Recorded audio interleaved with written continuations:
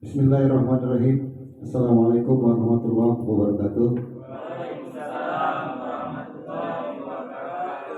Yang saya hormati Kepala SMA Negeri 1 Bekar, yang saya hormati rekan-rekan sejawat, Bapak Ibu Dewan Guru SMA Negeri 1 Bekar. Pada kesempatan yang pertama ini, sebagai warga beriman, saya mengajak mari kita bersyukur kehadirat Allah Subhanahu wa taala, Tuhan yang Maha Kuasa. Di siang hari ini kita masih diberikan kesehatan sehingga dapat hadir di sini dalam rangka memenuhi undangan kami berpartisipasi dalam rangka memenuhi tugas calon guru penggerak, yaitu mengunggah video terkait dengan aksi nyata modul 1.4, yaitu budaya positif. Kemudian sholawat serta salam kita sampaikan kepada Rasulullah Nabi Muhammad SAW. Kita berdoa mudah-mudahan kelak di yaumil akhir kita mendapatkan syafaat dari beliau. Amin ya rabbal alamin. Bapak Kepala Sekolah, kemudian rekan saya calon guru penggerak juga Pak Dodi Wijaya dan rekan-rekan sekalian, terkait dengan tugas modul 1.4 ini, calon guru penggerak membuat video pengibasan dalam materi budaya positif. Maka pada hari ini sesuai dengan jadwal, maka kita akan melakukan diseminasi, sosialisasi dan pengibasan materi budaya positif. Karena ini terkait dengan modul 1.4.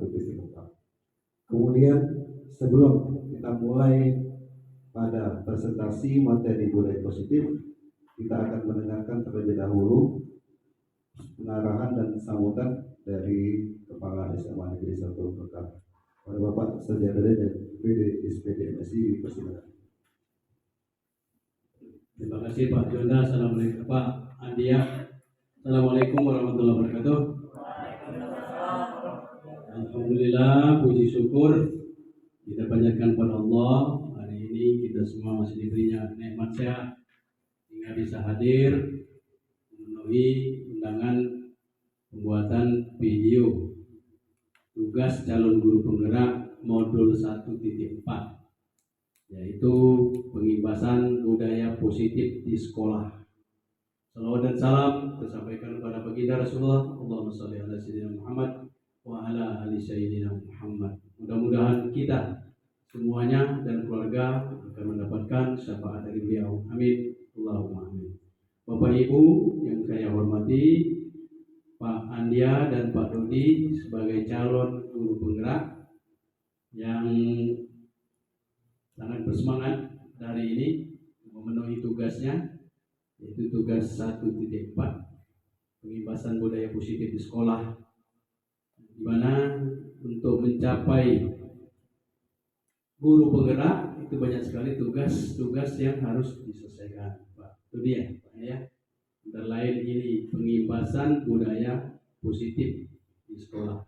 Nah, kita sebagai warga sekolah tentunya mempunyai tanggung jawab, bukan hanya guru penggerak saja, seluruh warga sekolah, termasuk kepala sekolah, gurunya, pegawainya, jaga sekolahnya, dan masyarakat sekitar lingkungan sekolah pun mereka ikut bertanggung jawab terhadap sekolah kita ini, sehingga akan terciptalah suatu proses pembelajaran di sekolah yang kondusif, yang baik. Nah, di mana pada hari ini rekan kita sebagai dua orang ini calon guru penggerak ini, ya pengimbasan budaya positif sekolah di sekolah. Kalau kita lihat di gerbang kita itu akan ada banner yang dipasang Pak dia, budaya positif merdeka belajar. Jadi budaya positif itu artinya banyak sekali budaya positif yang mendorong untuk peningkatan sumber daya manusia, antara lain disiplin ke sekolah. Kita lihat kalau anak-anak di tata tertib sekolah itu kan ada aturannya, 7.30 sudah berada di sekolah. Apalagi gurunya, jangan 7.30, kurang dari 7.30 sudah ada di sekolah. Kalau itu sekolah masuk 7.30. Ada sekolah-sekolah itu kebijakan sekolah masing-masing. Ada yang masuk di sekolahnya KBM dimulai 6.30. Bahkan kemarin yang di mana itu NTT ya 530 itu kebijakan sekolah, itu budaya positif. Artinya membiasakan kita itu hadir tepat waktu, artinya disiplin, mentaati tata tertib yang dibikin. Itu budaya positif. Jangan malah dibikin aturan, dibikin tata tertib, tidak ditepati, tidak diajukan, berarti kita mundur.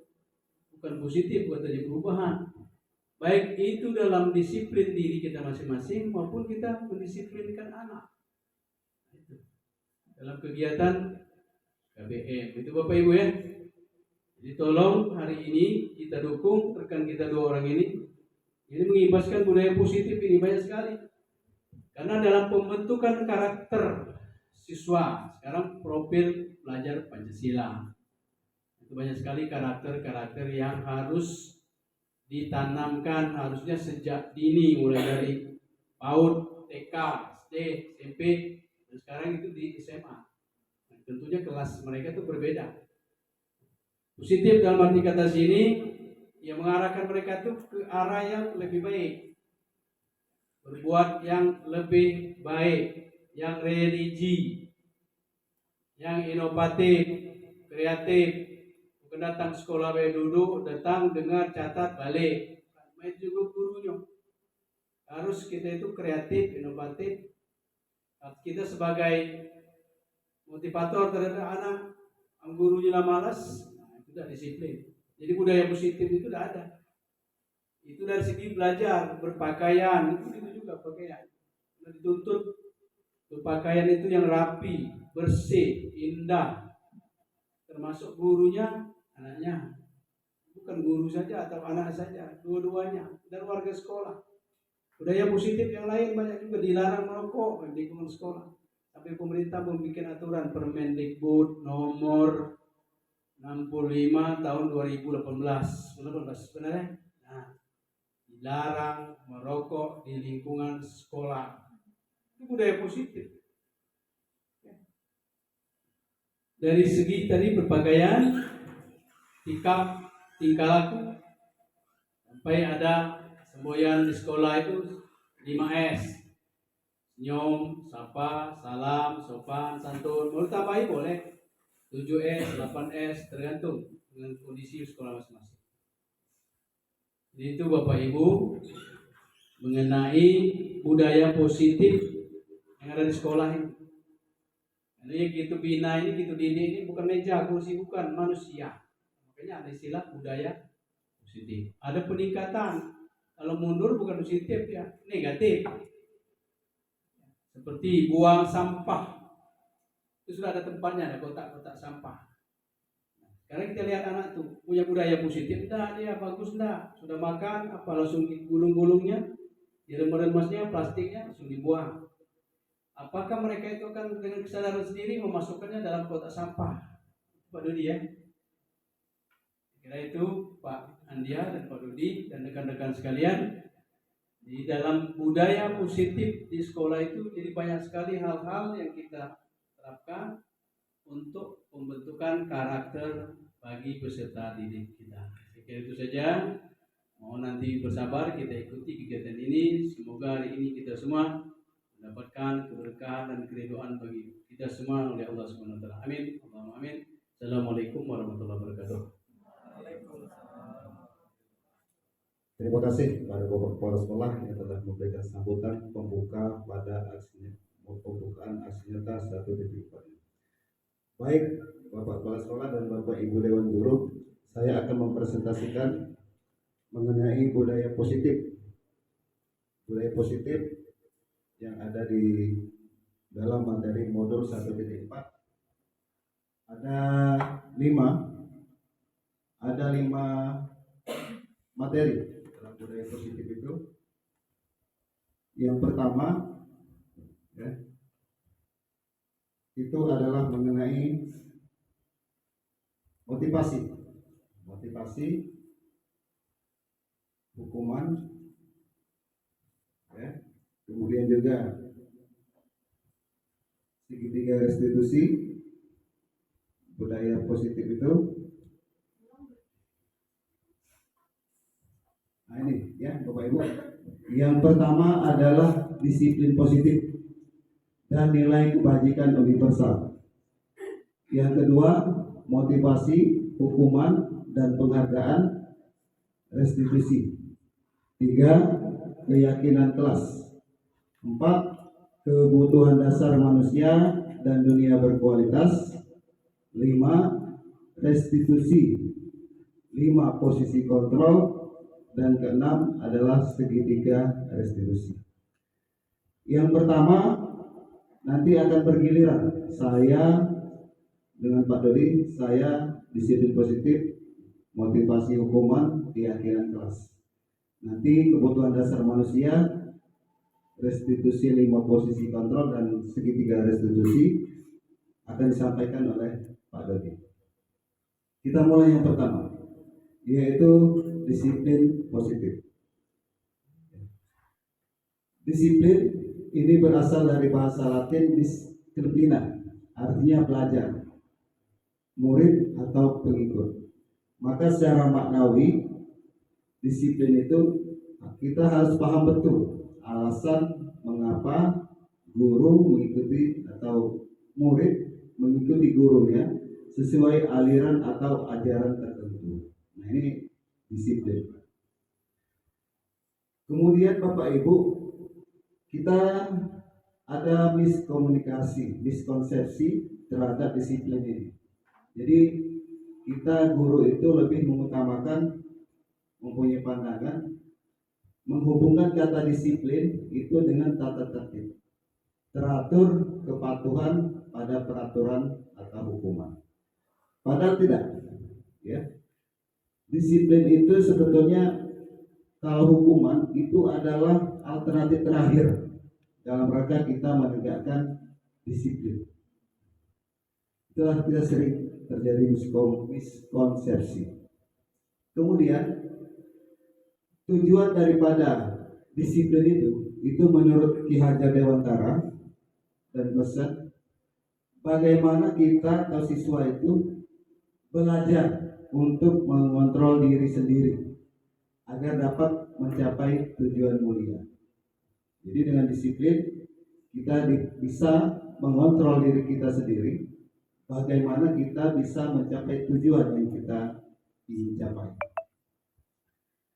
Nah, disiplin yang baik itu harusnya berasal dari motivasi dari dalam diri kita. Kalau murid, motivasinya diharapkan memang betul berasal dari murid itu sendiri. Maka bagaimana menanamkan motivasi intrinsik, motivasi yang berasal dari dalam diri murid untuk menjadi orang yang mereka inginkan. Karena dengan mereka memiliki kesadaran motivasi intrinsik tadi, mereka bisa menghargai diri sendiri dengan nilai yang mereka percaya. Begitu juga kita. Kalau kita sudah disiplin, maka artinya kita bisa menghargai diri kita sendiri, menghargai waktu, dan kita percaya bahwa di balik disiplin itu ada kebajikan, ada makna yang dapat kita ikuti atau kita raih. Kemudian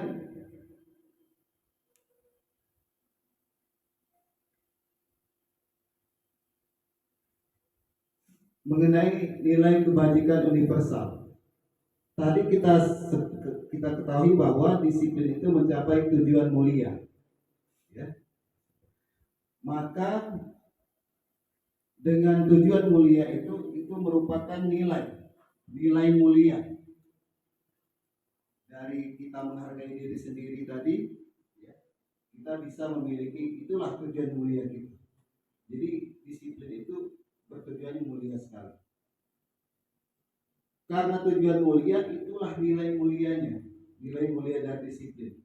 Nah, dari nilai mulia disiplin itu nanti akan menghasilkan kebajikan universal. Apa itu kebajikan universal? Adalah sifat positif manusia yang merupakan tujuan mulia yang ingin dicapai oleh individu. Jadi kebajikan universal itu sifat positif manusia yang merupakan tujuan mulia yang ingin dicapai oleh individu. Mengenai nilai kebajikan universal ini disepakati bersama, lepas dari suku bangsa, bahasa maupun latar belakang. Namanya kebajikan universal, menyeluruh, tidak terbelenggu, bebas, lepas dari bangsa, bahasa, agama maupun latar belakang. Kemudian setiap negara itu memiliki kebajikan universal, khususnya kita di Indonesia. Kita memiliki profil pelajar Pancasila, seperti yang disampaikan oleh Bapak Kepala Sekolah tadi, bahwasanya profil pelajar Pancasila itu adalah nilai kebajikan universal yang harus dicapai oleh siswa. Kebetulan dimensi profil pelajar Pancasila ini ada 6. Ada beriman, bertakwa kepada Tuhan Yang Maha Esa dan berakhlak mulia, mandiri, berkebinekaan global, berpikir kritis, kreatif, dan gotong royong. Jadi ada 6 dimensi profil pelajar Pancasila. Nah, ini adalah nilai kebajikan universal khususnya di negara kita yang sudah disepakati oleh pemerintah. Ada 6 dimensi profil pelajar Pancasila. Ini kebajikan universal. Berikutnya,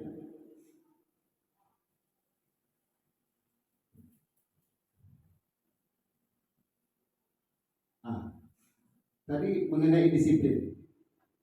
Berikutnya adalah motivasi. Bapak Ibu, motivasi itu ada 3. Ada 3. Yang pertama, menghindari ketidaknyamanan. Menghindari ketidaknyamanan. Artinya menghindari hukuman. Yang kedua, motivasi itu mendapatkan imbalan, reward. Dan yang ketiga, motivasi itu bagaimana menghargai diri sendiri dengan nilai yang dipercaya, sesuai dengan apa yang kita bahas tadi mengenai disiplin. Menurut Bapak Ibu, motivasi mana yang baik, yang bagus, yang harusnya muncul dari diri kita, terutama mengenai kedisiplinan dan tugas kita dalam melaksanakan tugas belajar? Apakah nomor 1, menghindari ketidaknyamanan, mendapat teguran dari atasan? Yang kedua, ingin mendapatkan imbalan atau penghargaan? Apakah yang ketiga, menghargai diri sendiri dengan nilai yang dipercayai? Bagaimana Bapak Ibu? Nomor 3, ya. Ini nomor 3. Artinya motivasi ini motivasi yang muncul dari kesadaran diri kita masing-masing, baik kita selaku guru maupun nanti kita harapkan kepada siswa. Jadi motivasi bagaimana menghargai diri sendiri. Kita percaya bahwa dengan disiplin, dengan melaksanakan tugas yang baik, itu ada nilai yang baik yang bisa kita laksanakan. Sepakat ya Bapak Ibu? Nomor 3. Baik. Berikutnya, hukuman. Ya Bapak Ibu, hukuman ini seperti yang saya sampaikan di awal tadi terhadap penegakan tata tertib adalah alternatif terakhir di dalam rangka melaksanakan peraturan tersebut. Jadi dengan hukuman itu maka tindakan terhadap suatu pelanggaran ini bisa dikategorikan dalam identitas gagal. Kemudian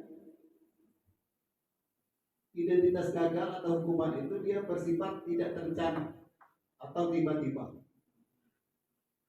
Kemudian dia bersifat satu arah. Kita selaku pendidik, guru yang memberikan arah kepada siswa. Hukuman. Tentunya di sini sudah sering kita lihat dan dipraktikkan oleh kita semua, terutama dari Bapak Kepala Sekolah, adalah hukuman yang mendidik. Selanjutnya, dengan hukuman ini maka murid itu hanya menerima hukuman tanpa kesepakatan atau pengarahan langsung. Inilah identitas gagal. Kemudian Bapak Ibu, ada dikenal dengan identitas sukses terhadap pelaksanaan disiplin tadi. Ada yang kita kenal dengan konsekuensi dan ada nanti kita kenal dengan restitusi. Jadi kalau hukuman itu identitas gagal, maka kalau konsekuensi dan restitusi itu adalah identitas sukses.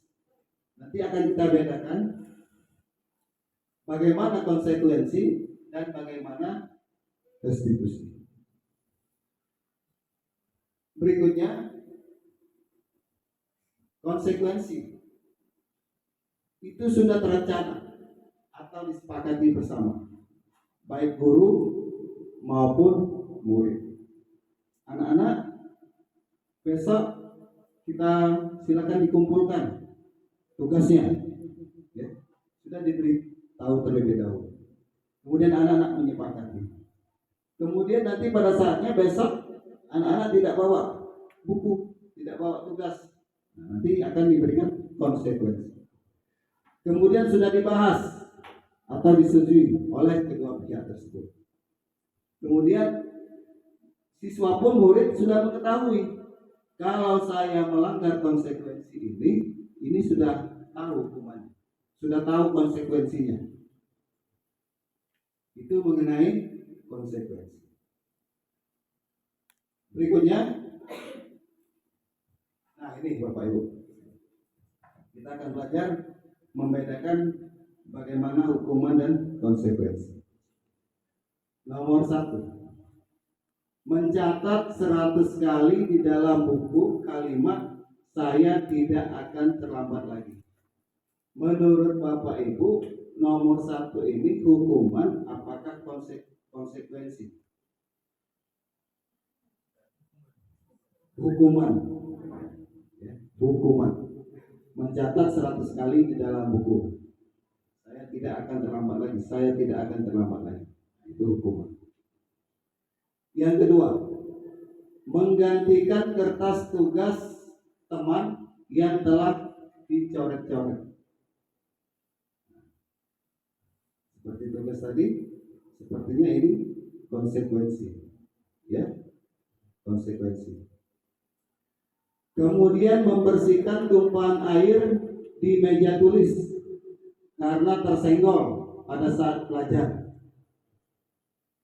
Ini apa Bapak Ibu? Hukuman apa konsekuensi? Konsekuensi. Ya.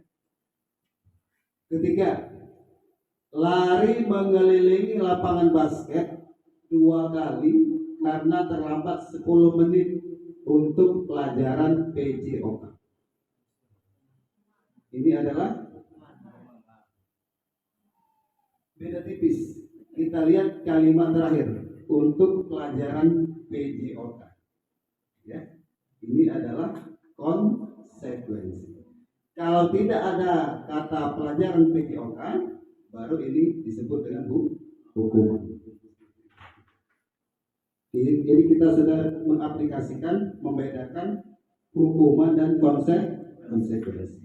Berikutnya, penghargaan. Bapak Ibu, ya.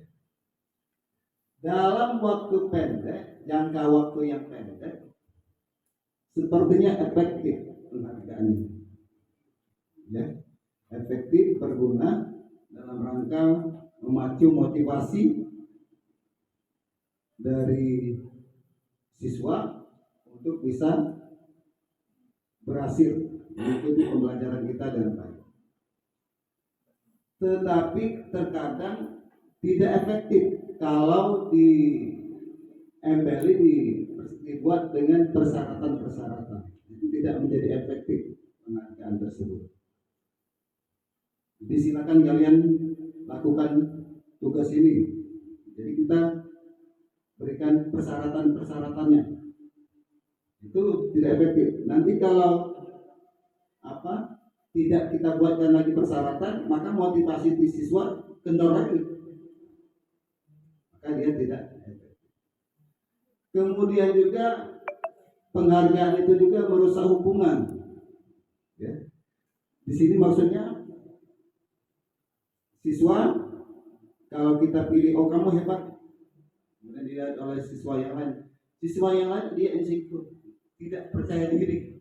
Kenapa bapak itu input itu terus, saya tidak disebut terus?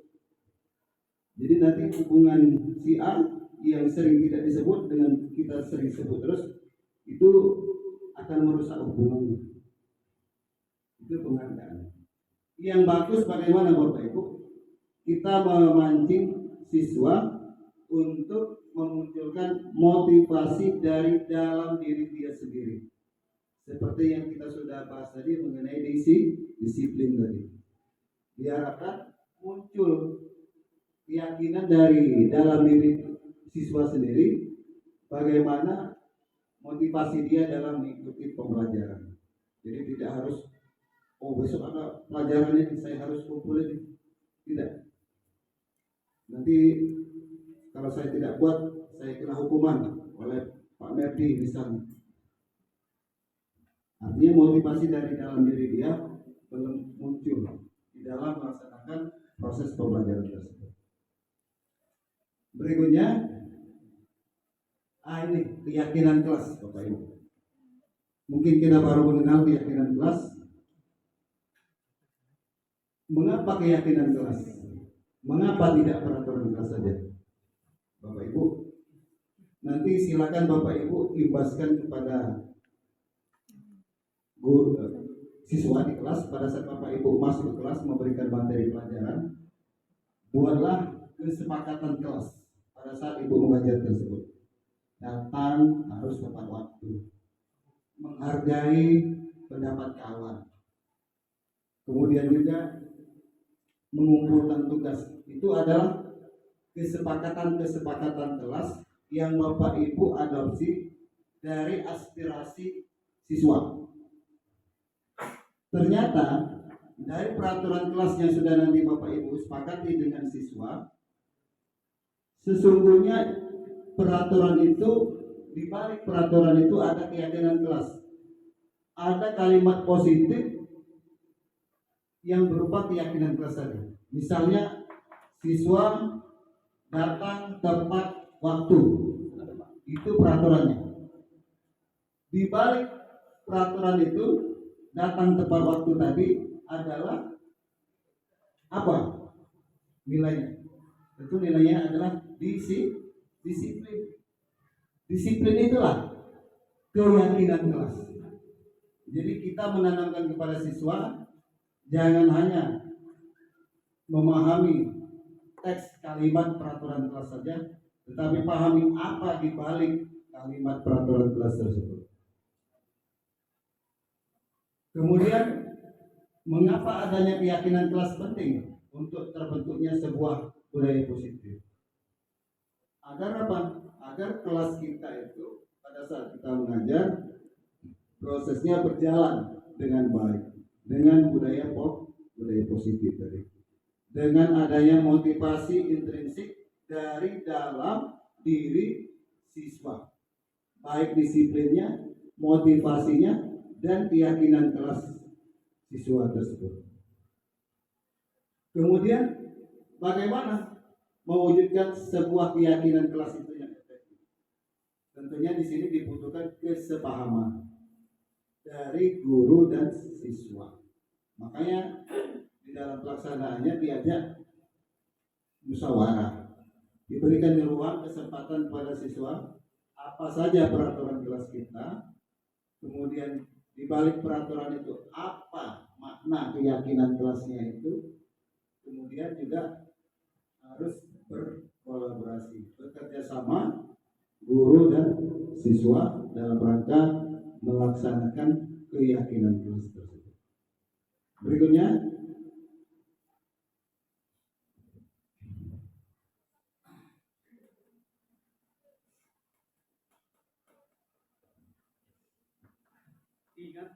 Nilai kebajikan dan peraturan. Nah ini, ya, seperti yang saya sampaikan tadi. Hadir 15 menit sebelum pembelajaran dimulai. Artinya ada nilai kebajikannya disiplin. Kemudian kembalikan barang ke tempatnya. Misalnya nanti ada siswa mengusulkan kesepakatan kelas nomor 2, kembalikan barang pada tempat. Artinya di balik itu ada nilai keyakinannya, itu kebajikannya adalah peduli. Peduli terhadap lingkungan, peduli terhadap kebersihan. Kemudian dilarang merokok, menggunakan masker, dilarang menggunakan narkoba. Artinya nilai kebajikannya adalah kesehatan. Sama seperti kita menggunakan helm saat berkendara motor. Kita berpikir hanya untuk melindungi motivasi awal kita, melindungi daripada agar tidak ditilang polisi. Tapi sesungguhnya di balik itu ada nilai kebajikannya, yaitu mengenai keselamatan. Bapak Ibu ya. Nah ini mengenai nilai kebajikan dan peraturan ini, nanti silakan Bapak Ibu imbaskan kepada siswa, terutama pada saat Bapak Ibu mengajar. Khususnya nanti wali kelas yang mau pegang kelas masing-masing, silakan bisa ini untuk dilaksanakan. Karena nantinya dari keyakinan kelas baru nanti akan menjadi keyakinan sekolah. Dengan adanya keyakinan sekolah bisa memunculkan budaya positif. Berikutnya adalah, nah ini untuk 5 posisi kontrol guru akan disampaikan oleh Pak Dodi Wijaya. Dan persilakan untuk selanjutnya Pak Dodi Wijaya mempresentasikan 5 posisi kontrol seorang guru. Yang pertama itu penghukum, yang kedua pembuat rasa bersalah, yang ketiga adalah teman, yang keempat pemantau, dan yang kelima adalah manajer. Jadi bagaimana nanti posisi kita, walaupun nanti pada akhirnya kita berusaha posisi kontrol seorang guru menjadi seorang manajer. Seorang manajer yang baik dalam rangka memenuhi posisi kontrol seorang guru. Kemudian setelah itu nanti baru kita akan dari posisi manajer, baru nanti kita akan berupaya bagaimana melaksanakan segitiga restitusi. Karena itu penting, segitiga restitusi terkait dengan pelaksanaan konsekuensi dari disiplin tadi. Seperti itu. Baik, selanjutnya saya mempersilakan rekan CGP lain, Pak Dodi Wijaya. Lanjutkan. Terima kasih Pak Andi Aguna, rekan CGP saya di SMA Negeri 1 Dokar. Tepuk tangan dulu untuk Pak Andi Aguna. Selanjutnya saya akan menjelaskan posisi kontrol seorang guru, tapi sebelum masuk ke materi ini, saya sepertinya teman-teman sudah ngantuk semua ya, karena hari sudah menunjukkan jam 2 lewat. Kita isi briefing dulu. Oke, teman-teman dipersilakan untuk berdiri sejenak, biar jangan ngantuk ya.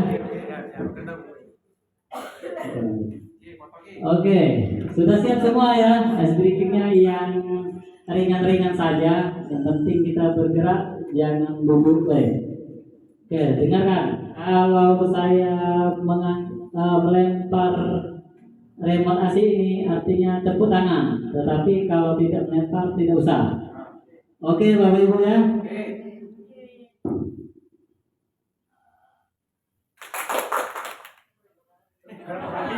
Tepuk tangannya sekali, Pak. Oke, diulangi sekali lagi.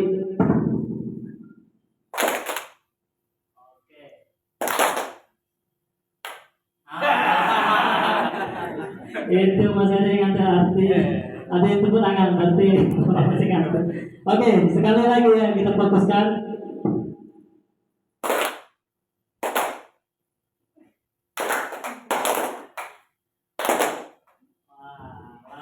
Alhamdulillah, silakan duduk Bapak Ibu. Ah, Dan ada lagi ya. Oke. Lanjut Bu Kiki. Oke, di sini posisi kontrol seorang guru itu ada 5 macam. Nah, kita sehari-hari itu kadang-kadang menganggap itu siswa itu seluruhnya salah.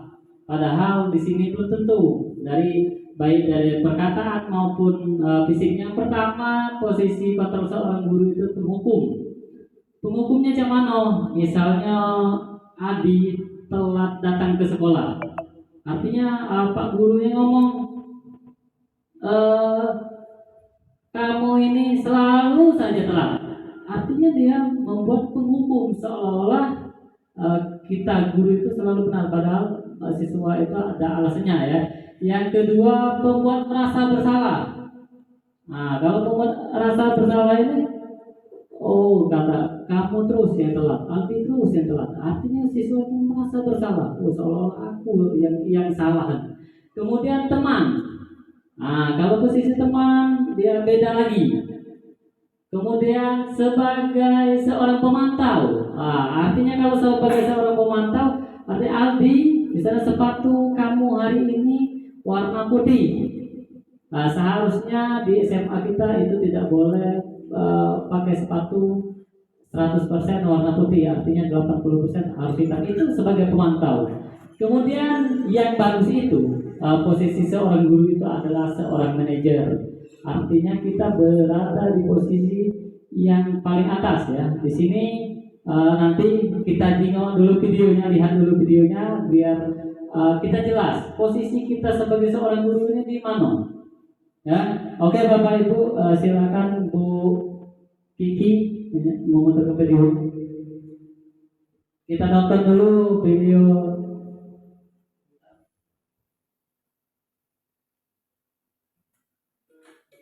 Nah. Salam dan bahagia Ibu dan Bapak guru hebat. Pada video kali ini kita akan membahas Ini Bu Samsiati Rajasa. disiplin positif yang diterapkan di lingkungan sekolah yang dikenal dengan nama restitusi.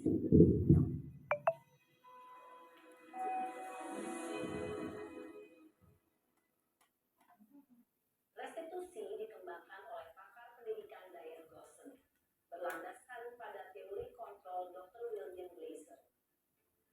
Segitiga restitusi adalah suatu proses dialog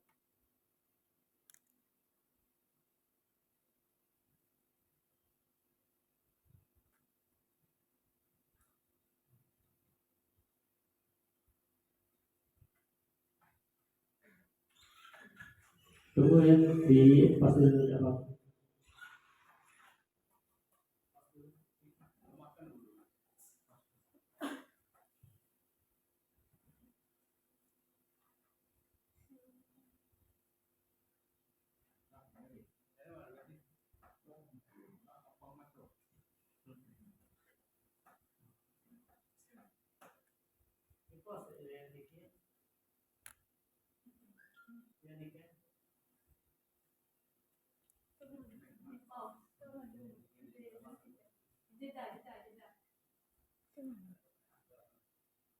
bersalah.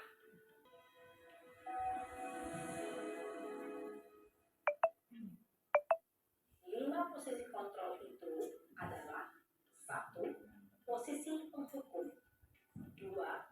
Posisi pembuat merasa bersalah. 3. Posisi teman. 4. Posisi pemantau atau monitor. Dan 5. Posisi manajer. Untuk lebih memahami kelima posisi tersebut, mari kita saksikan kasus Naren yang terlambat hadir 20 menit di sekolah dan melihat bagaimana kelima posisi kontrol dalam menghadapi masalah tersebut.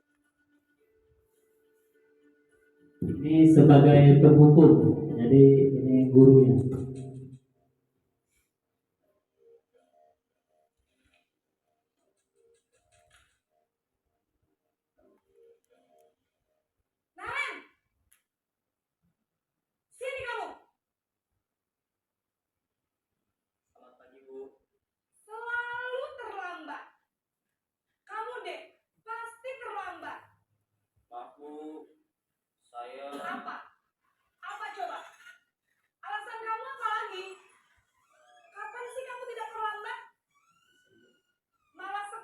kamu jadi anak?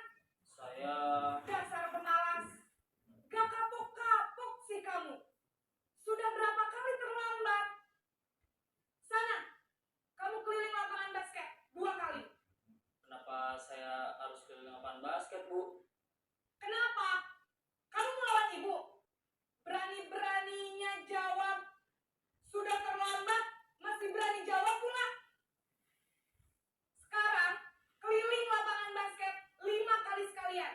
Biar kapok. Cepat. Pergi sana ke lapangan basket. Posisi penghukum biasanya berbicara dengan nada tinggi, menghardik, menunjuk-nunjuk, menyakiti, dan Itu- menyindir. Hukuman Itu posisi sebagai penghukum ya. Jadi kita harus menyadari posisi kita itu di mana. dampak yang terjadi pada murid ketika guru berada pada posisi penghukum adalah murid cenderung keras memberontak, bahkan menyimpan dendam.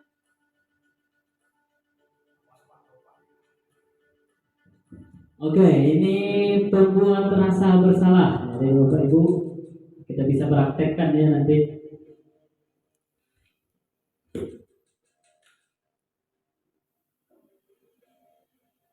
Naren!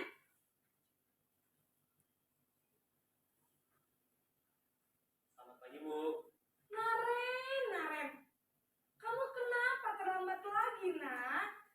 Ya Tuhan, Naren. Kamu senang ya bikin ibu susah ya? Kalau kamu terlambat lagi, nanti ibu yang ditegur bapak kepala sekolah, nak. Disangka ibu tidak bisa membina kamu. Duh, gimana ini? Maaf, Bu. Duh, Gusti Naren. Kamu suka ya kalau ibu ditegur bapak kepala sekolah? Terus, sekarang ibu harus tulis apa ini di buku absen? Ini kamu sudah sering terlambat loh. Ibu harus apa coba? Maaf, Bu. Maaf sekali. Ya sudah, lain kali jangan bikin ibu susah lagi ya nak ya. Ibu tidak akan kuat lagi kalau kamu begini terus. Bisa jantungan kalau ibu tegur bapak kepala sekolah. Sana cepat ke kelas. Maaf ya, Bu. Maaf sekali. Oke, itu pembuat rasa bersalah. Posisi pembuat rasa bersalah Pak Ju, kira-kira pembuat posisi apa Pak Ju? cenderung menurut Belum ya manajer mudah-mudahan Pak Ju. utarakan membuat murid merasa menjadi orang yang gagal, memandang buruk dirinya sendiri, merasa tidak berharga, dan tidak sanggup membahagiakan orang lain. Ketika guru mengambil posisi pembuat rasa bersalah, murid akan menganggap dirinya yang bersalah dan ia akan menyimpan emosi negatif tersebut di dalam dirinya. Ini posisi sebagai teman.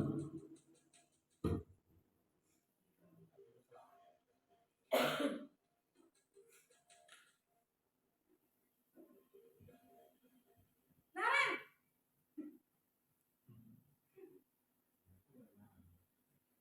Selamat pagi, Bu. Wah, sudah jam berapa ini nak? Terlambat Sebagai teman. lagi ya sayang. Iya, Bu. Habis ibu saya lupa bangunkan saya, Bu. Kamu malah menyalahkan ibu kamu. Kamu bukannya anak yang larinya paling kencang. Kok terlambat sih? Iya, Bu. Saya memang terlambat bangun tadi. Jadi, biarpun saya lari kencang, tetap gak kekejar, Bu. Ya sudah sana. Nanti lain kali larinya lebih kencang lagi ya. Biar gak terlambat lagi. Bikin seneng ibu. Demi ibu. Bisa kan? Bisa lah, Bu. Ya sudah sana masuk kelas. Ibu beresin urusan absen kamu. Kamu ini ada-ada saja. Itu sebagai teman. Guru berbicara dengan nada suara ramah, akrab, cenderung bersenda gurau untuk menjaga suasana tetap santai. Murid akan merasa senang, aman, dan akrab dengan guru. Identitas yang tercipta adalah identitas sukses atau berhasil. Namun, perlu diingat, karena ini masih dorongan eksternal, maka ada faktor ketergantungan dari murid kepada orang tertentu. Di sini, guru absennya, sehingga nilai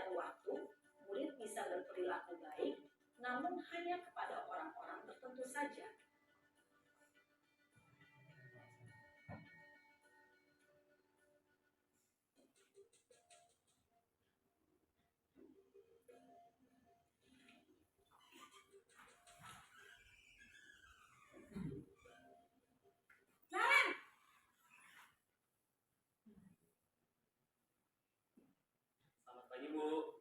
Naren, apa peraturan sekolah kita tentang jam berapa kita harus masuk sekolah, nak? Kita harus di sekolah jam 7, Bu. Iya, betul. Sekarang sudah jam 7.20. Naren sudah tahu konsekuensinya jika terlambat hadir. Paham, Bu. Saya harus tinggal kelas pas jam istirahat selama 20 menit. Iya, benar. Konsekuensinya demikian.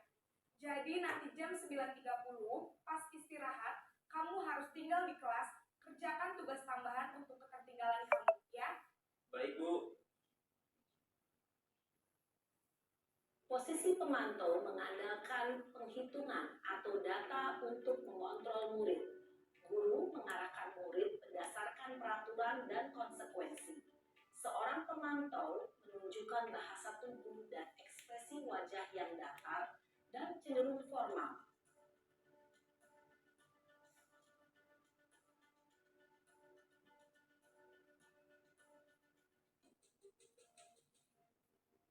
Ini posisi yang paling tinggi ya dari seorang guru. Naren!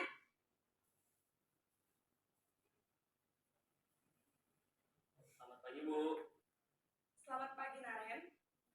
Maaf, Bu. Saya terlambat. Iya, sekolah masuknya jam 7, sekarang sudah jam 7.20. Jadi sekarang bagaimana ini, Naren? Maaf, Bu. Saya lupa setel alarm saya semalam. Baiklah, menurut kamu, keyakinan sekolah yang mana yang perlu kamu tingkatkan? Menghargai diri sendiri dan orang lain mungkin ya, Bu. Setuju. Jadi, apakah Naren meyakini prinsip saling menghormati tersebut? Iya, Bu. Saya meyakininya. Apakah Naren bersedia memperbaiki masalah keterlambatan ini? Bersedia, Bu. Bagaimana kamu akan perbaiki masalah keterlambatan ini? Saya akan coba untuk tidak lupa menyetel alarm saya, Bu. Baik, kalau Naren lupa menyetel alarm di rumah, ada orang yang kira-kira bisa bantu mengingatkan tidak? Ada, Bu. Kakak saya, Kak Emma. Ada lagi selain Kak Emma? Selain Kak Emma, ada ibu saya. Baik, jadi yang mengingatkan Naren adalah Kak Emma dan ibu kamu ya? Kira-kira akan mulai setel alarm kapan nih, Naren? Setelah pulang sekolah, akan segera saya lakukan. Baik, jadi Naren akan setel alarm untuk bangun besok pagi dan akan diingatkan oleh kakak dan ibunda Naren ya. Ada lagi yang mungkin perlu dilakukan, Naren? Agar tidak terlambat bangun lagi. Tidak ada, Bu. Baik, Naren. Terima kasih untuk kerjasama kamu. Sekarang kamu perlu kembali ke kelas untuk belajar. Baik, Bu. Terima kasih. Oke, Bu Vicky, stop. Posisi manajer adalah Lanjut, dikit lagi. posisi kontrol yang disarankan untuk membimbing murid memiliki sikap disiplin yang positif, yaitu murid yang mandiri, bertanggung jawab, dan dapat memecahkan masalah. Tujuan dari posisi ini adalah agar murid dapat berefleksi atas tindakannya. Guru akan dengan tulus memberikan pertanyaan-pertanyaan bermakna, sehingga membuat murid dapat belajar dari kesalahannya dan mencari sebuah solusi untuk menyelesaikannya. Ibu dan Bapak guru hebat, setelah mengamati adegan kelima Oke, Bu Vicky, stop. Kembali ke 5 posisi kontrol guru tadi.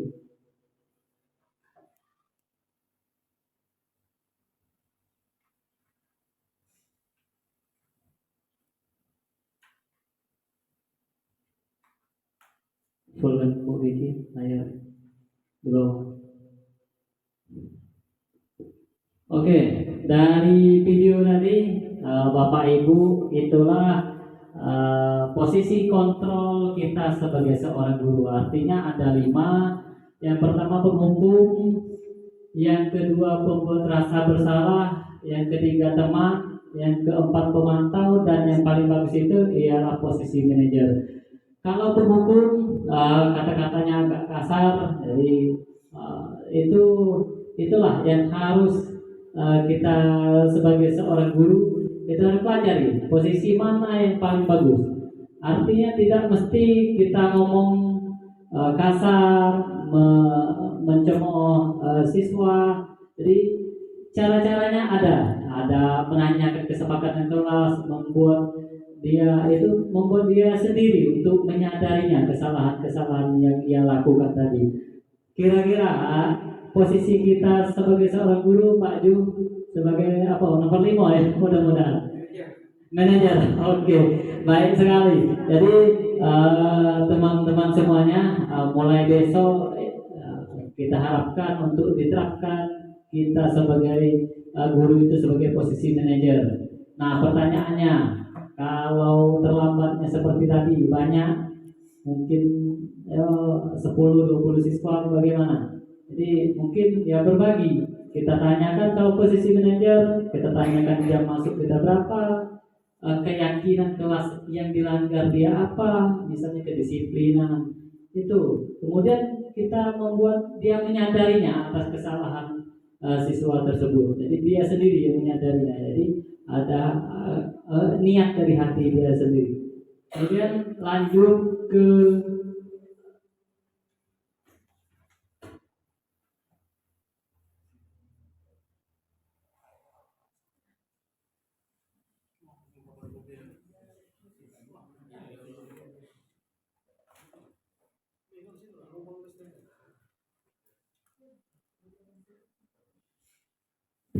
kebutuhan manusia, Bu Kiki. Kebutuhan manusia.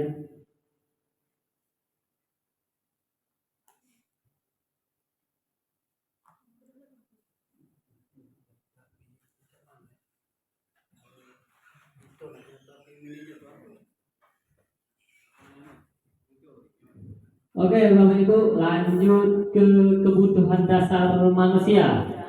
Kebutuhan dasar manusia ini juga ada 5 macam. Yang pertama itu adalah fisiologis atau kebutuhan hidup. Yang kedua, aman dan nyaman. Jadi siswa itu mempunyai rasa aman dan nyaman. Yang ketiga itu cinta dan rasa memiliki. Yang keempat itu harga diri, dan yang terakhir itu aktualisasi diri. Lanjut, Bu Ika. Apa itu kebutuhan dasar atau fisiologi? Itu kebutuhan adalah untuk bertahan hidup atau survival, adalah kebutuhan yang bersifat fisiologis untuk bertahan hidup, misalnya kesehatan, rumah, dan makanan.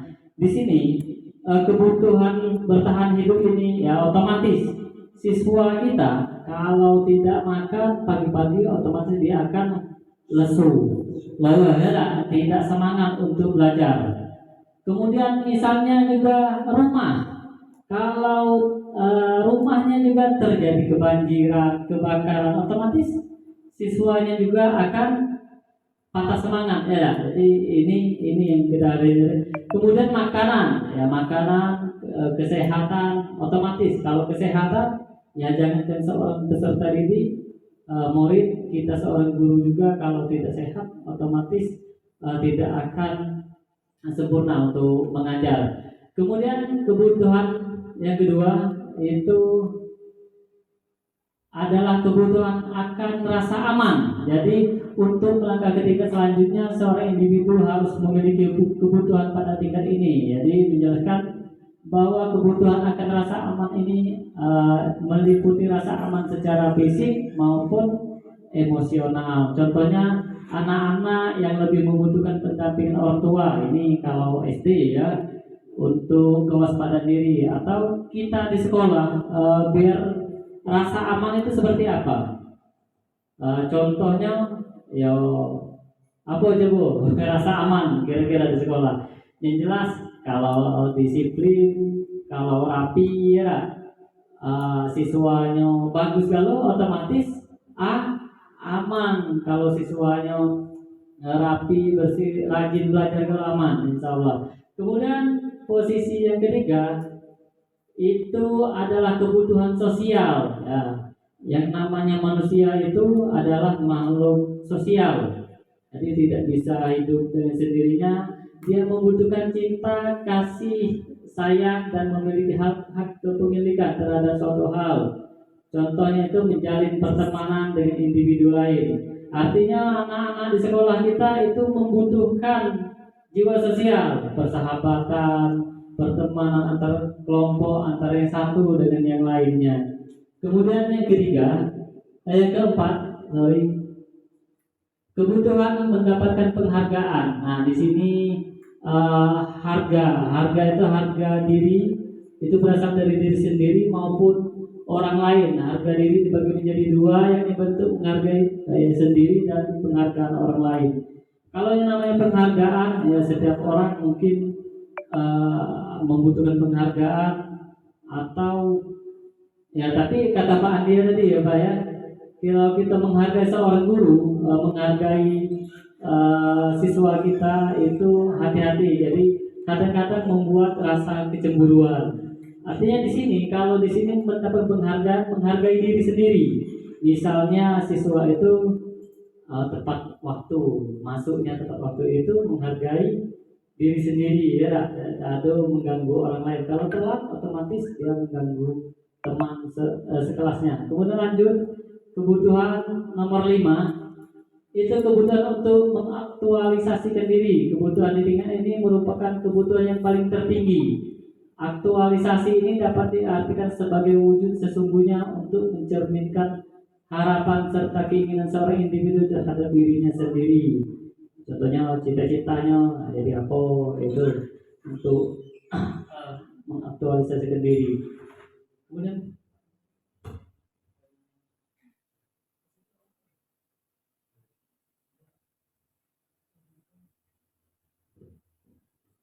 satu lagi, Bapak Ibu, materi kita Bu Vicky, lanjut ke segitiga restitusi. Ini segitiga restitusi. Sebelumnya Bu Kiki, ini segitiga restitusi. Ada 3 macam. Yang pertama, lanjut, yaitu apa yang dimaksud segitiga restitusi? Adalah suatu prosedur dialog yang dijalankan guru dan orang tua atau murid agar dapat menghasilkan murid yang mandiri dan bertanggung jawab. Lanjut. Kemudian ini langkah-langkah ya, gambaran segitiga restitusi. Yang pertama adalah menstabilkan identitas. Yang kedua, validasi tindakan yang salah, dan yang terakhir itu adalah menanyakan keyakinan. Nanti keyakinan kelas yang Pak Andia sebutkan tadi. Lanjut Bu Gigi. Apa yang dimaksud menstabilkan identitas? Yaitu berdasarkan prinsip membuat kesalahan adalah bagian dari proses pembelajaran. Jadi menggeser identitas gagal ke identitas sukses. Jadi kita misalnya nanti ada kasus, saya kemarin itu membuat kasus segitiga restitusi. Yang pertama adalah kasus Dwi menggeprek meja Anissa, karena Anissa selalu mencontoh jawaban atau lembar jawaban dari Dwi. Karena Dwi merasa kesal, dia menggeprek mejanya, dia hampir beradu fisik. Nah, kemarin saya panggil, itu adalah ada 3 pemecahannya. Yang pertama tadi naik keyakinan kelas, yang ketiga jadi saya panggil Dwi-nya, bagaimana kita membuat dia stabil, memvalidasi apa yang terjadi dan menanyakan keyakinan kelas, apa kesepakatan kelas apa yang telah Dwi langgar. Lanjut. Nah, sebelumnya, oke, di sini kata-katanya ya, guru itu misalnya berbuat salah itu hal yang manusiawi, tidak ada manusia yang sempurna. Jadi kita boleh ngobrolin siswanya kalau dia berbuat salah, tidak apa-apa nak. Itu manusiawi. Kamu datang terlambat, manusiawi. Mungkin bapak juga pernah datang terlambat, atau dia misalnya marah, emosi. Tidak apa-apa nak. Kamu tadi marah sama Anissa karena dia mencontek lembar jawaban kamu. Mungkin bapak juga kalau di posisi Dwi juga akan marah kalau teman saya mencontek jawaban saya.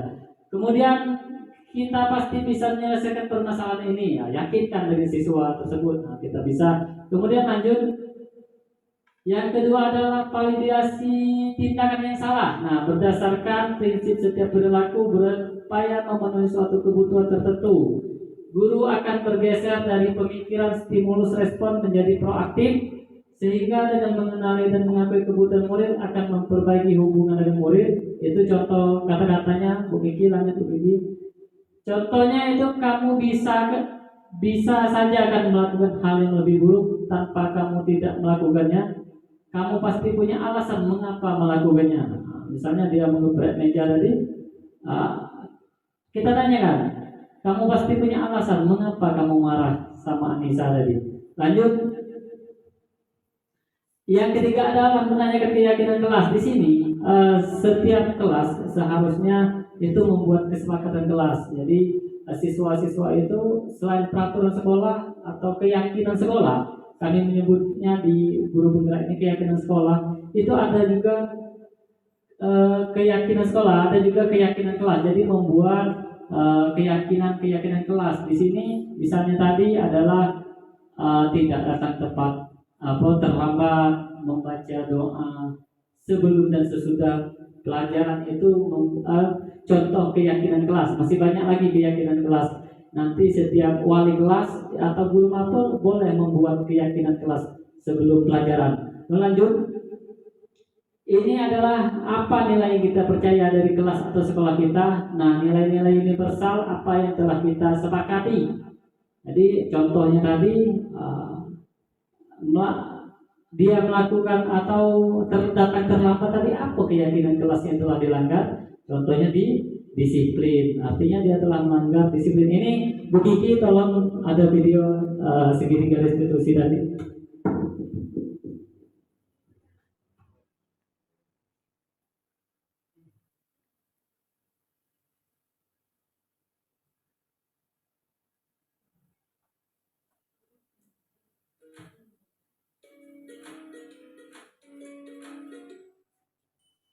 Salam dan bahagia Ibu dan Bapak guru hebat. Pada video kali ini kita akan membahas tentang salah satu program disiplin positif yang diterapkan di lingkungan sekolah yang dikenal dengan nama restitusi.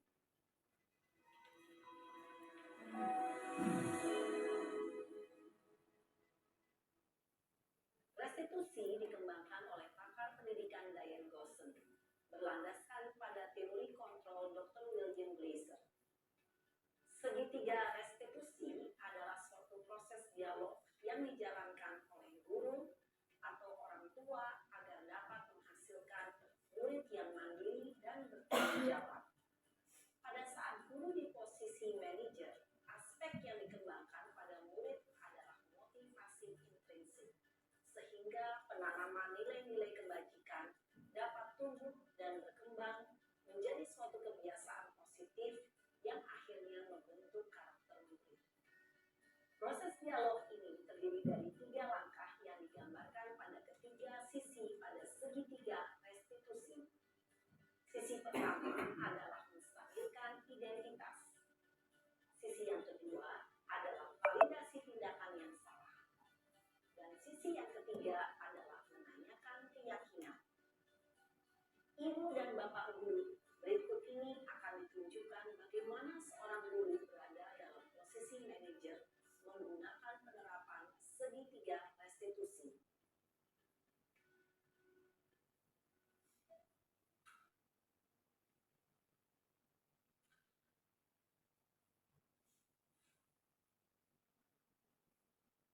Siap, Sarah. Siapa? Sudah lama nggak ketemu Sarah? Kenapa hari ini ada di sini? Kesel Pak, kesel banget. Masa aku dikatain tukang fitnah Pak? Ya aku marah lah. Aku balik ngatain Eka di depan kelas. Kesel banget. Oh, begitu. Ya pasti kamu marah dan kesal. Bapak juga akan marah apabila ada yang menuduh Bapak seperti itu. Kemudian, pada saat itu, kamu mau melakukan apa? Ya saya langsung ngatain Eka lah Pak. Kesel banget. Saya bentak-bentak dia depan teman-teman lain. Oh, begitu. Pasti kamu melakukan seperti itu karena suatu alasan tertentu, kan? Iyalah, masa saya saya diam saja, Pak? Ya saya bela diri lah. Masa saya dituduh tukang fitnah? Ya wajar lah. Mempertahankan harga diri itu sesuatu yang penting buat kamu. Untung kamu tidak bertindak lebih gegabah lagi. Hanya membentak-bentak. Iya, Pak. Untung saya masih bersabar dan hanya membentak saja. Sudah gemes padahal. Saya pasti bela diri lah. Ya pasti ya. Tapi kamu memilih untuk tetap bertahan dan bersabar. Kamu memilih untuk tidak berbuat lebih parah lagi, bukan? Iya. Nah, sekarang coba kita lihat lagi tindakan kamu yang bentak-bentak Eka di kelas. Tindakan kamu itu kira-kira sesuai dengan keyakinan kelas atau prinsip kamu tidak? Enggak lah, Pak. Capek, Pak, jadi pemarah. Jadi keyakinan atau prinsip mana yang kurang sesuai dengan keinginan kamu? Ya, saya sebenarnya sangat menghargai orang lain. Mungkin saat itu saya menjadi emosi. Jadi tidak menunjukkan sikap itu. Kamu meyakini tidak? Menghargai orang lain itu penting buat kamu. Yakinlah, Pak. Iya, setuju. Kita harus saling menghargai. Namun, ada juga keyakinan yang kita sepakati yang perlu kita jalankan apabila kita sedang marah, bukan? Ya, saya bisa lebih proaktif. Mulai dengan diri sendiri. Saya bisa jadi lebih bersabar, mengambil waktu jeda untuk berpikir mau apa selanjutnya. Kira-kira kamu bersedia memperbaiki masalah ini tidak? Bersedia, Pak. Kalau kamu memperbaiki masalah ini, kamu akan menjadi orang seperti apa? Saya akan menjadi orang yang bertanggung jawab kali ya, Pak. Dan senantiasa proaktif. Iya. Menurut kamu, bagaimana rasanya menjadi orang seperti itu? Ya nyaman lah. Bangga bisa bersabar dan menahan diri. Baiklah kalau begitu. Yuk, kita pikirkan bagaimana memperbaiki masalah ini.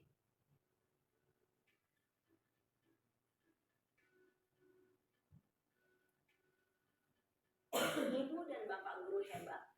Baru saja kita menyaksikan contoh bagaimana seorang guru berada dalam posisi manajer menggunakan penerapan segitiga restitusi. Mari kita bahas satu persatu. Pada sisi pertama, menstabilkan identitas berdasarkan pada prinsip bahwa membuat kesalahan adalah bagian dari proses pembelajaran. Sisi pertama dari segitiga ini berperan menggeser identitas murid dari identitas gagal ke identitas sukses. Murid yang sedang bertingkah laku yang tidak pantas atau menarik diri saat itu sedang mengalami identitas gagal. Bila kita mengkritiknya, maka posisinya tidak akan berubah. Kita bisa mengajukan pernyataan-pernyataan ini. 1. Membuat kesalahan sesuatu yang wajar. 2. Manusia tidak ada yang sempurna. 3. Kita bisa memperbaiki masalah ini. 4. Saya tidak menanyakan kesalahannya. Saya lebih fokus bagaimana memperbaiki masalah ini. 5. Apakah saat ini kamu tengah menjadi orang yang baik untuk dirimu sendiri? Pada sisi kedua, validasi tindakan yang salah berlandaskan pada prinsip bahwa setiap perilaku berupaya memenuhi suatu kebutuhan tertentu. Guru yang telah memahami teori kontrol akan bergeser dari pemikiran stimulus respon menjadi proaktif dan mencoba untuk mengenali tujuan dari perilaku murid, mengenali dan memahami kebutuhan murid ini dapat memperbaiki hubungan dengan murid tersebut. Pernyataan atau Oke, Bapak Ibu, dari tiga posisi kontrol sebagai seorang guru tadi, ada yang ingin ditanyakan tak, Pak Jo? Jadi seperti itu cara kita menyelesaikan masalah. Kalau ada siswa yang bermasalah, kita tidak boleh membentak-bentak. Kita harus menanyakan, menstabilkan dulu, memvalidasi dan menanyakan keyakinan kelas. Ada yang ingin ditanyakan dari posisi kontrol, keyakinan kelas, kebutuhan dasar tadi dengan ini segitiga restitusi.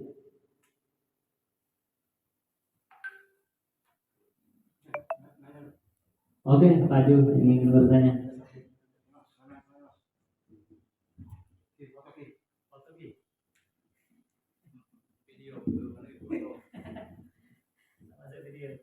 Baik, terima kasih kepada guru penggerak yang ganteng, yang sudah baik, Pak Andia. Senyum Pak Andia.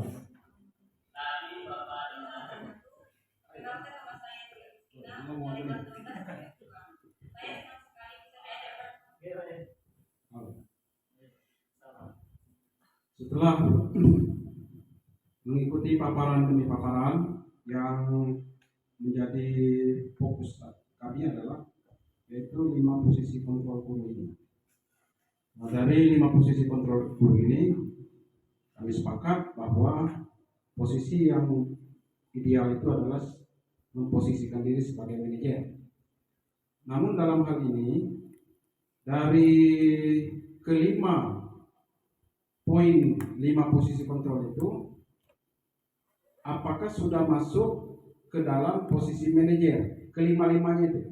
Jadi apakah boleh seorang manajer itu mengambil tindakan berdasarkan urutan itu? 1, penghukuman, 2, membuat rasa bersalah, 3, sebagai teman, 4, sebagai pemantau, dan 5 adalah manajer. Jadi pertanyaan kami tadi, apakah kelima unsur itu bisa kita katakan yang merupakan bagian dari manajer itu sendiri? Oke, thank you. Oke, terima kasih Pak Ju atas pertanyaannya ya. Jadi ada yang lain? Cukup ya. Nanti Pak Andi yang menambahi kalau jauh saya kurang. Jadi Pak Ju, dari video yang telah kita tonton tadi, itu yang paling bagus itu posisi manajer. Jadi pertanyaannya, boleh tidak semua posisi itu dia ambil oleh seorang manajer? Kalau menurut saya tidak boleh Pak Ju. Jadi posisi Bapak tidak boleh pemukul, tidak boleh menganggap teman, karena itu adalah siswa kita, tidak boleh juga membuat dia merasa bersalah, juga pemantau. Jadi posisi manajer tadi Pak Ju, pertanyaan yang ditanyakan ke siswa itu berbeda. Kalau penghukum tadi, oh dasar setiap hari kamu ya telat ya, itu kasar katanya. Kalau Bapak mengambilnya manajer juga, itu tidak boleh Pak Janda. Jadi kalau manajer ya manajer. Jadi kata-kata manajer tadi menanyakan, hari ini kita masuk sekolah jam berapa nak? Jam 7.30 kan? Oh iya, jangan kau lagi yang telat, Nanda lagi yang telat, Fitri lagi telat, setiap hari kamu yang telat. Itu tidak boleh kita sebagai posisi manajer. Itu Pak Ju. Oke, ada tambahan dari Pak Andi? Mantap. Baik, terima kasih Pak Jona. Jadi mengenai 5 posisi kontrol ini ada 5, ya. Artinya di sini Pak Ju kita menyesuaikan. Kalau tadi sudah dikatakan identitas gagal, ya, identitas gagal tadi adalah hukuman dan teman. Ya. Kalau identitas sukses itu adalah pembuat rasa bersalah, pemantau, dan manajer.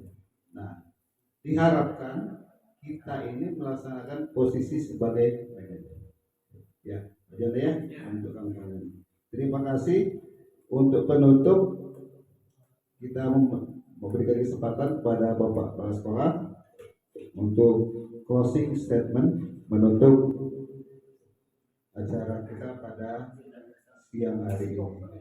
Jadi sudah sampaikan tadi 5 posisi kontrol, dan diharapkan kita nanti akan berposisi sebagai seorang manajer. Baik, selanjutnya untuk menutup acara kita ini akan ada pernyataan penutup dari Bapak Kepala Sekolah. Pada Bapak Sajarudin SPDRC dipersilakan.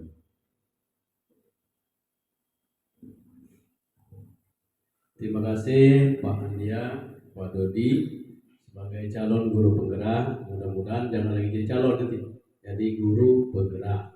Masih berapa bulan? Sebulan? Masih lama Pak, bulan 11. Sebulan. Di video ya.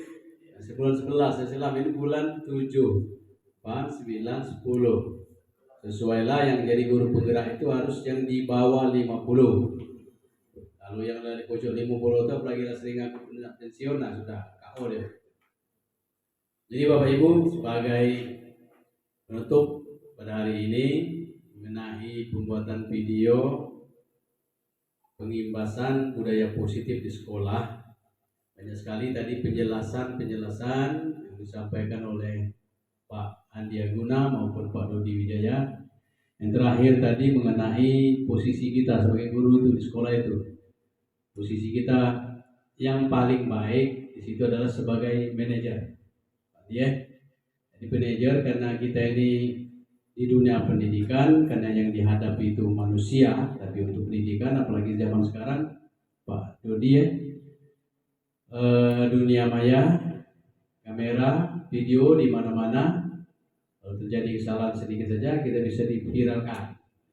Makanya posisi yang paling baik itu adalah posisi manajer, di mana posisinya itu bersifat sebagai seorang yang dewasa Pak ya, di dalam untuk mencerdaskan anak bangsa ini dalam membentuk karakter mereka yang merupakan pelajar profil Pancasila. Itu yang diharapkan oleh pemerintah. Saya kira itu Bapak Ibu guru kita berangsur bergeser membudayakan budaya positif ini, di mana kita di sekolah berperan sebagai seorang manajer terhadap anak didik kita tersebut. Itu saja. Selamat Pak Dodi dan Pak Dia bekerja selanjutnya sampai dengan bulan 11. Terima kasih. Assalamualaikum warahmatullahi wabarakatuh. Terima kasih kepada Bapak Kepala Sekolah yang telah memberikan pernyataan penutup. Bapak Ibu yang saya hormati, demikian acara kita pada siang hari ini mengenai pembiasaan budaya positif di sekolah kita. Mudah-mudahan apa tadi yang sudah disampaikan itu secara perlahan bisa kita laksanakan, dan kami harapkan kepada Bapak Ibu guru mata pelajaran untuk dapat mengimbaskannya pada siswa pada saat Bapak Ibu mengajar di dalam kelas. Demikian, terima kasih. Sekali lagi kami ucapkan terima kasih atas perhatiannya dan kerjasamanya. Kami akhiri. Assalamualaikum warahmatullahi wabarakatuh.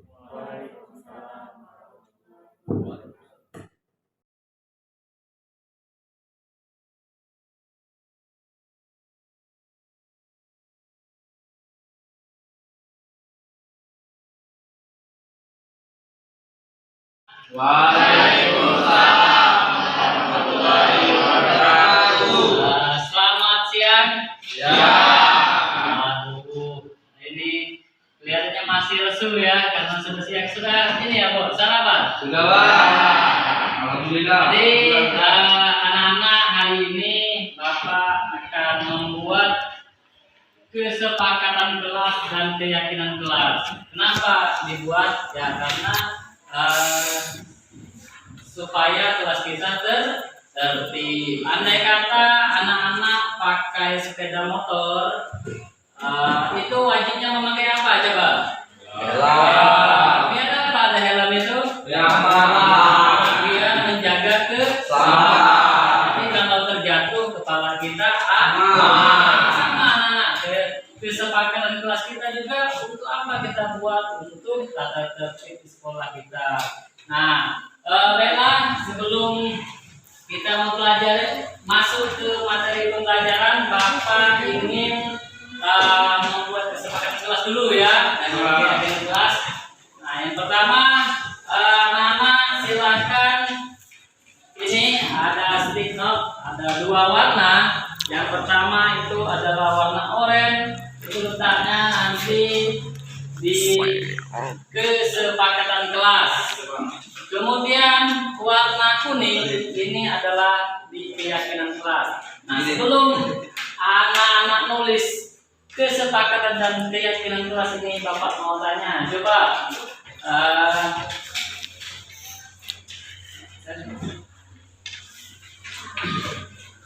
Bapak tanya, ini ada yang tahu tidak kesepakatan kelas contohnya?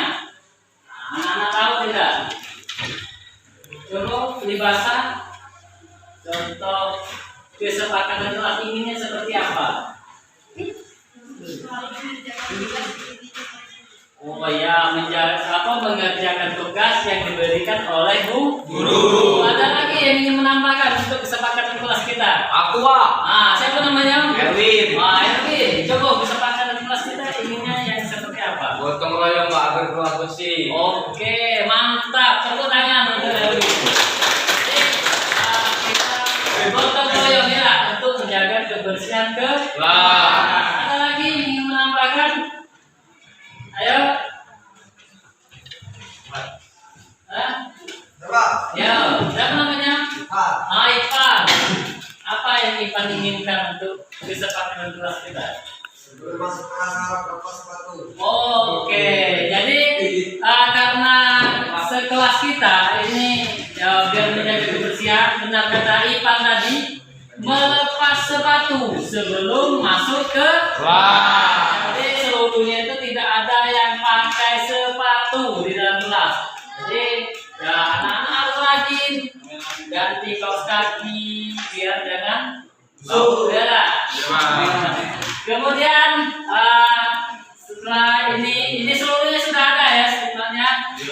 Nah sekarang Bapak persilakan untuk semuanya anak-anak semuanya untuk menulis di statementnya tentang kesepakatan kelas dan keyakinan kelas. Coba silakan. Ini bebas ya. Ini kan yang akan kita buat, jadi bebas.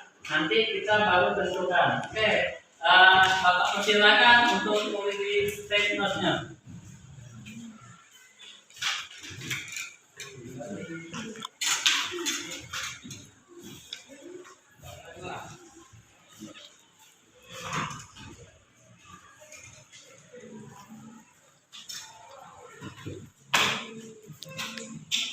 Silakan seluruhnya itu tulis. Ada yang mau hadir datang tepat waktu, ada yang mau keyakinan kelasnya disiplin, ada yang mau berdoa sebelum dan sesudah pelajaran, dan lain. Silakan anak-anak bebas untuk menulis kesepakatan dan keyakinan kelas yang anak-anak impikan, yang idamkan untuk kemajuan kelas kita.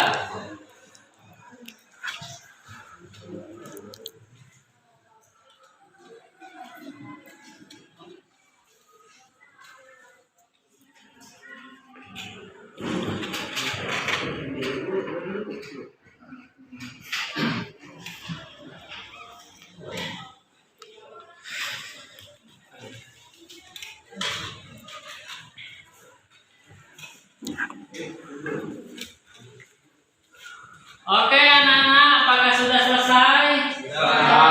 Sudah ya? Oke, kalau sudah selesai, anak-anak dipersilakan untuk menempel dulu yang kesepakatan kelas yang warna oranye.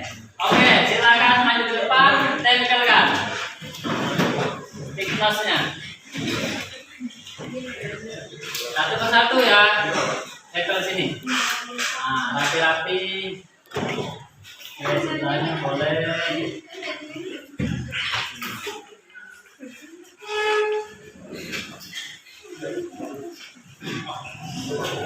Jadi di sini.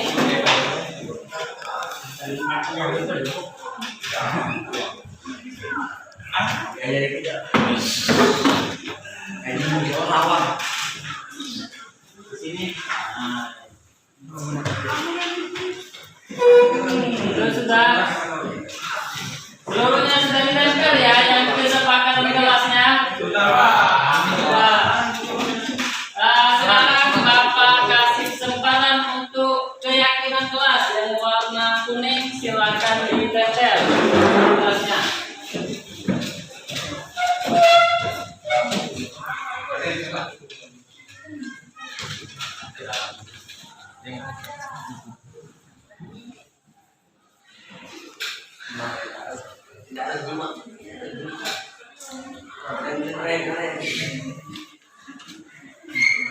Jadi Ada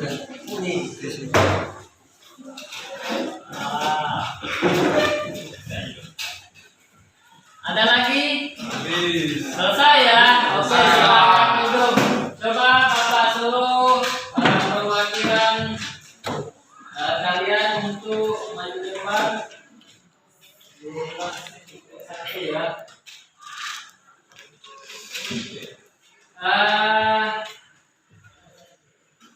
Petiflora, coba Petiflora.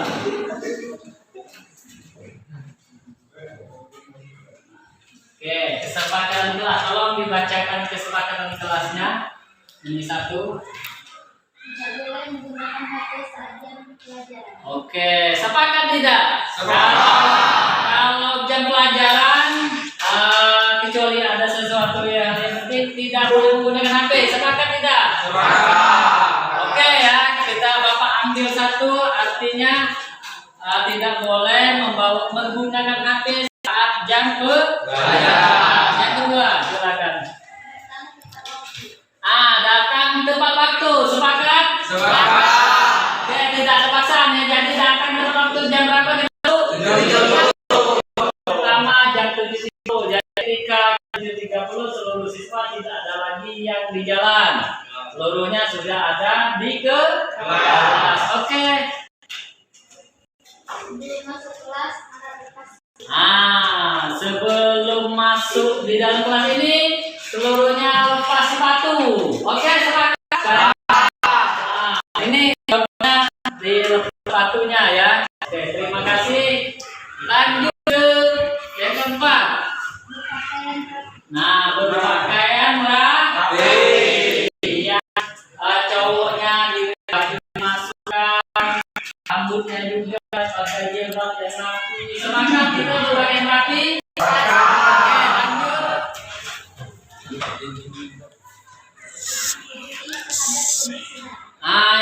Peduli terhadap kebersihan. Di sini sebelum masuk kelas kan ada peduli. Artinya yang misalnya hari ini hari Kamis, datang sebelum jam 7.30 karena akan membersihkan. Apakah tidak anak-anak? Kemudian mengerjakan tugas yang diberikan oleh guru. Ya, sepakat ya? Sepakat. Lanjut. Untuk laki-laki dilarang merokok di sekolah. Sepakat tidak? Sepakat. Hanya laki-laki. Sepakat tidak? Sepakat. Yakin? Oke, lanjut. Ya, tadi ada tempat waktu sudah ya. Jadi Bapak anggap sama tidak apa-apa. Kemudian ini ada kesepakatan lagi, berdoa sebelum dan sesudah belajar. Sepakat? Jadi sebelum belajar mulai hari ini itu berdoa dulu. Kemudian setelah belajar juga berdoa. Lanjut. Bertanya jika tidak mengerti. Sepakat? Kalau tidak bertanya nanti sesat di jalan ya. Jadi harus bertanya jika kurang mengerti, bukan dengan Bapak saja, seluruh mata pelajaran ya kan? Harus bertanya, Pak, saya kurang mengerti yang ini, boleh diulangi tidak? Boleh. Jadi ngomong biar kalian mengerti. Kemudian lanjut. Tidak boleh keluar kelas sebelum bel istirahat berbunyi. Sepakat tidak? Sepakat. Oke, ada berapa poin yang harus kita sepakati? 1, 2, 3, 4, 5, 6, 7, 8, 9, ada 10 kesepakatan kelas yang kita sepakati ya. Yang pertama, tidak boleh menggunakan HP. Yang kedua, datang tepat waktu. Yang ketiga, sebelum masuk kelas sepatunya harap dilepas. Jadi tidak boleh pakai sepatu. Yang keempat, berpakaian rapi. Sesuai ya, misalnya hari Kamis pakai batik atau Senin Selasa putih abu-abu, harus sepakat ya. Kelima, peduli terhadap kebersihan. Artinya kalau kelas ini kotor, peduli jaga kebersihan. Pertama, peduli. Keenam, mengerjakan tugas yang diberikan itu, tugas ketika bertatap muka maupun tugas di rumah. Yang ketujuh, dilarang merokok. Sekolah tidak boleh rokok, sudah ada permennya tidak boleh rokok. Kemudian yang kedelapan, berdoa sebelum belajar dan belajar. Sembilan, bertanya di meja nanti. 10, tidak boleh keluar kelas sebelum jam lonceng atau mulai berbunyi. Sepakat ya anak-anak? Lanjut ke keyakinan kelas. Akan duduk. Bapak panggil lagi.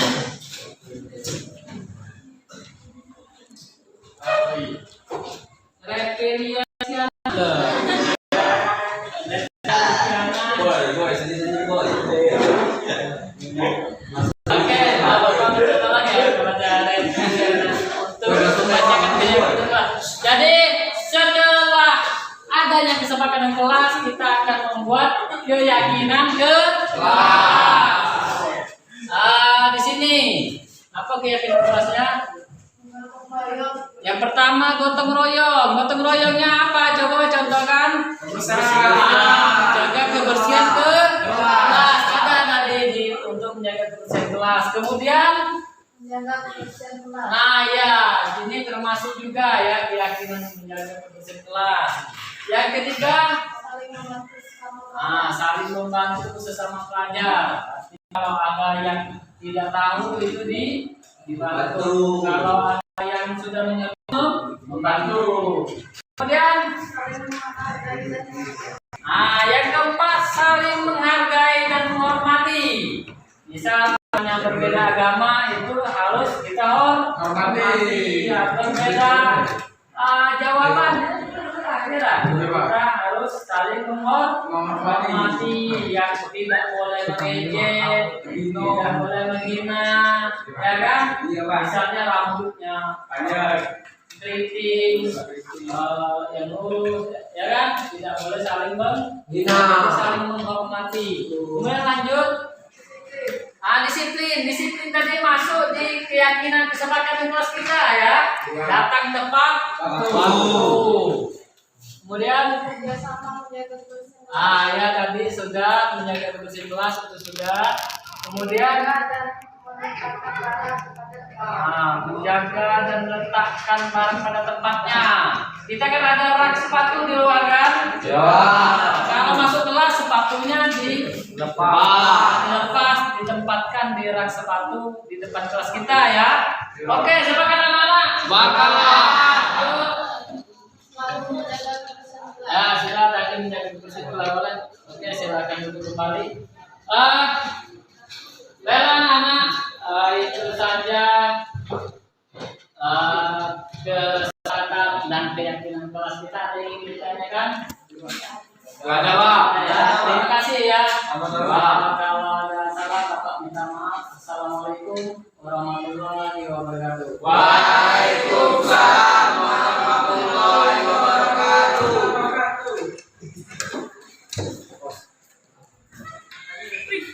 Jadi ya,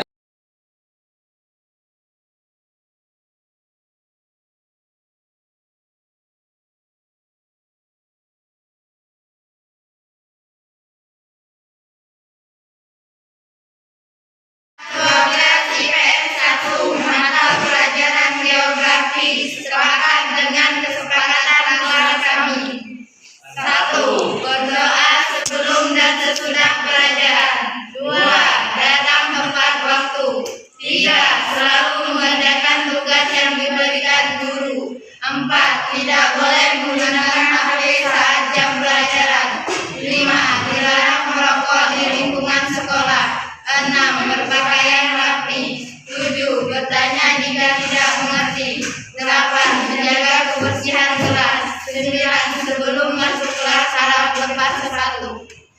Oke.